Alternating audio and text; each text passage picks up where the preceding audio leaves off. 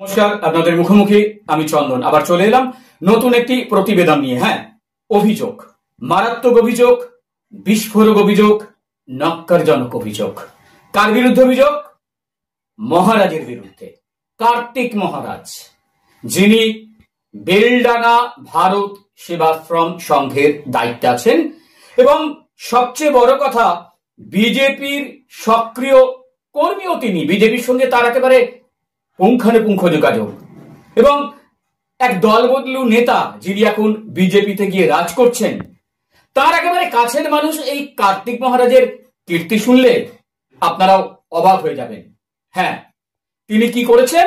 ধর্ষণ করেছেন। তার বিরুদ্ধে ধর্ষণের অভিযোগ এবং সেই ধর্ষণের অভিযোগ এনেছেন যে মহিলা। ইতিমধ্যেই বেলডাঙ্গা থানায় প্রায় 10 বছর বাদে তার বিরুদ্ধে এফআইআর দায়ের করেছেন তিনি। কি বলছেন ওই মহিলা, শুনবো তার কথা। আসুন শুনে নি কি বলছেন ওই মহিলা। কার্তিক মহারাজের বিরুদ্ধে, কারণ উনি আমার সঙ্গে প্রতারণা করেছেন, আমাকে ধোঁকা দিয়েছেন। কিসের প্রতারণা?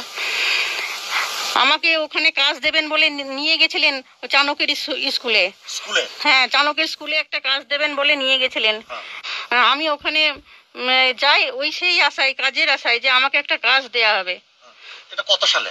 এটা 13 সালে, 2013 সালে। দিয়ে উনি কি করেছিলেন আপনি সেটাই বলুন। দিয়ে আমাকে 5 তলার রুমে রেখেছিলেন।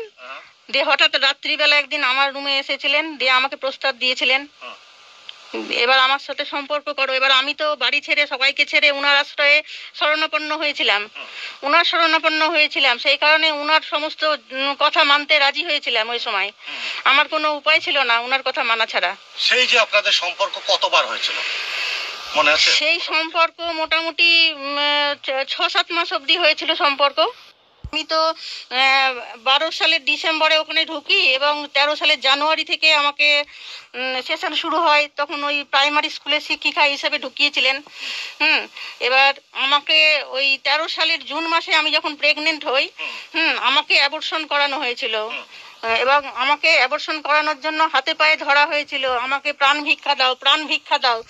আমি ওনার প্রতি কি বলবো, দুর্বল হয়ে আমি ওনাকে প্রাণ ভিক্ষা দিলাম। আমি নিজের মাথার উপরে একজন বটগাছ হিসেবে আমি ওনাকে ভেবেছিলাম, কিন্তু উনি আমার মাথার উপরে না বটগাছ হয়ে থাকতে চাইলেন না। উনি তারপর থেকে অ্যাবর্শন যখন হলো তখন আমাকে ছুঁড়ে ফেলে দেওয়া হলো, মানে কৌশল করে ছুঁড়ে ফেলে দেওয়া হলো। আমি যখন ওনার শরণাপন্ন হয়েছিলাম এবং ভেবেছিলাম আমি আর বিয়ে থা করবো না, এইভাবে আমি আশ্রমে টিচারই করব আর উনি যা বলবেন ওনার শরণাপন্ন হয়ে থেকে যাব। আমার জীবনটাকেই সঁপে দিয়েছিলাম ওনার চরণে, কিন্তু উনি ওনার চরণ থেকে আমাকে সরিয়ে দিলেন। এটা কেন হলো আমার সঙ্গে? আমি খুব দুঃখিত এবং লজ্জিত। আমি একজন টিচার হিসেবেও খুবই লজ্জিত, কেননা আমাকে টিচারের পদ থেকে সরানো হয়েছে, আমার পেটে লাথি মারা হয়েছে ওখানে, এবং উনি আমাকে নানাভাবে প্রতিশ্রুতি দেয় যে তুমি 1 বছর ওখানে বসে থাকো, তারপরে তোমাকে কাজটা দেয়া হবে। তারপরে বলা হলো যে তুমি বিয়ে করো, হ্যাঁ বিয়ে করো, তাহলে পর তোমাকে আবার কাজটা ফিরিয়ে দেওয়া হবে। কিন্তু কিছুতেই আর আমাকে ওইখানে কাজে ঢোকানো হলো না, আর কোনো কাজে ঢোকানো হলো না। আবার আমাকে বলেছিল যে তুমি 1 বছর বসে থাকো, বাড়িতে তোমাকে বেতন পাঠিয়ে দেওয়া হবে। 3 মাস মতো স্কুলের বর্ড দিয়েছে, 3 মাস মতো আমাকে বেতন দিয়ে গেছিল, কিন্তু তারপর থেকে সেই বেতনটাও দেওয়া বন্ধ করে দিয়েছিল। আমি এই 10 বছর পরেও আবার ওনাকে আমি বলছি এখন তার কোনো আপনার মান সম্মানের সমস্যা নেই। সেই ঘটনা, তারা পুরনো টিচার গুলো আর নেই, সমস্ত টিচার চেঞ্জ হয়ে গেছে। আমাকে আবার নতুন করে নিয়ে নিন, ওখানে হোক কি অন্য জায়গায় হোক। আমার অর্থনৈতিক পরিস্থিতি এখন এইরকম, সমস্ত সমস্যার কথাই ওনাকে জানানো হয়েছে, কিন্তু উনি আর আমাকে কোনোভাবে নিতে চান না। তাহলে আমি এক্ষেত্রে আর কি করব? ওনাকে তো আমি অনেকদিন সময় দিলাম। এখন আপনি কি করবেন? যে এই ম্যাডামের এই কাজ, উনি অন্যায় করলেন, ওনার সাথে ওনার একটা শাস্তি হওয়া দরকার।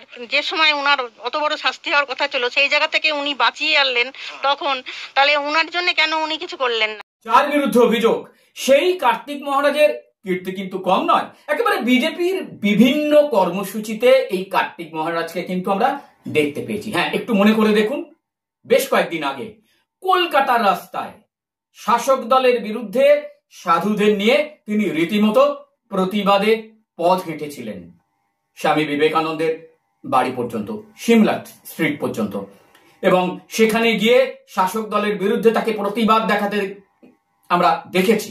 শুধু তাই নয়, আজকে দীঘায় রথযাত্রা, জগন্নাথের রথযাত্রা হচ্ছে, এটা নিয়ে নানান বিতর্ক যাই থাকুক না কেন, যেদিন এই জগন্নাথ দেবের মন্দিরের উদ্বোধন হলো সেদিন কিন্তু সেই দলবদলু বিজেপি নেতার আমন্ত্রণে এই কার্তিক মহারাজ কিন্তু দীঘায় উপস্থিত থেকে তার সাঙ্গপাঙ্গদের নিয়ে রীতিমতো বিক্ষোভ দেখিয়েছিলেন। আর এবার খোদ তার বিরুদ্ধেই অভিযোগ।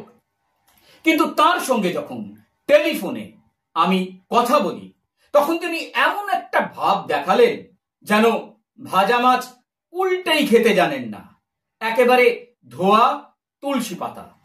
আসুন আপনাদের শোনাই কি সাফাই দিলেন আমাকে কার্তিক মহারাজ। রিপোর্টার চন্দন বলছি। নমস্কার। নমস্কার মহারাজ। নমস্কার। বলছি আপনার বিরুদ্ধে যে এরকম একটা অভিযোগ উঠেছে সোশ্যাল মিডিয়ায় বিভিন্ন ভাবে, যে এতদিন পরে আপনার বিরুদ্ধে মহিলা অভিযোগ করছেন এবং সেটা একটা মারাত্মক অভিযোগ, আপনি ভারত সেবাশ্রমের সঙ্গে যে পদে আছেন, তো এই নিয়ে আপনার কি বক্তব্য? সত্য প্রকাশিত হবে আর জনগণ উত্তর দেবেন। এই আর কি, ওয়েট এন্ড সি। এরকম একটা অভিযোগ আপনার বিরুদ্ধে উঠলো কেন? এখন আমি তো জানি না, 13 বছর পর। আমি তো এখানে আছি 50 বছর। হ্যাঁ, মুর্শিদাবাদে আমাদের আন্ডারে অনেক স্কুল, আমাদের আন্ডারে, আমারই, আমি টিচার। তাহলে সেখানে আমাদের আরো বাকি যারা টিচার আছেন, যারা আছেন, তারাও বলবেন, তারাও বলবেন আমি কিভাবে থাকি, কিভাবে চলি। আর এটা সম্পূর্ণরূপে মেয়েদের রেসিডেন্সিয়াল, সেখানে কোন রকম পুরুষের থাকার ব্যাপার নাই। তবে এটা 13 বছর বুঝতেই তো পারছেন যে কি কি হচ্ছে। আমি সেই জন্যই একটু অপেক্ষা করছি সত্য উন্মোচনের জন্য। ঠিক আছে,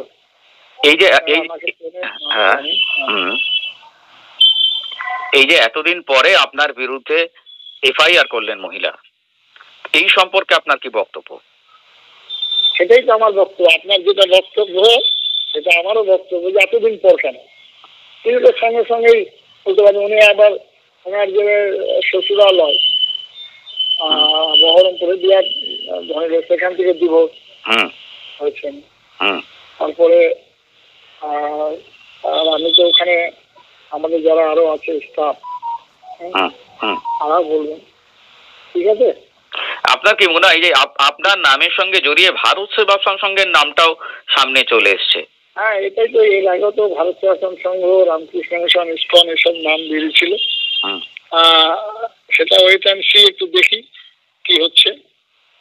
ঠিক আছে, ওকে, ধন্যবাদ। অভিযোগ যাই থাক না কেন, এই কার্তিক মহারাজ নাকি আবার সামনের বিধানসভা ভোটে, 2026-এর বিধানসভা ভোটে বিজেপির প্রার্থীও হচ্ছেন, এমনই কিন্তু খবর। সে খবর যাই থাক না কেন, এই মুহূর্তে তার বিরুদ্ধে মহিলা যে অভিযোগ করেছেন, এফআইআর করেছেন, তাতে তিনি দোষী না নির্দোষ সেটা প্রমাণ হবে, এবং সেটা জানার জন্য অপেক্ষা করতে হবে আমাদের। সময়ের অপেক্ষা, আমরা সেদিকেই তাকিয়ে থাকবো। সুস্থ থাকবেন, ভালো থাকবেন।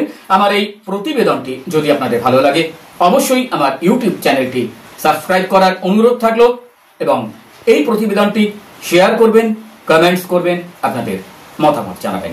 নমস্কার।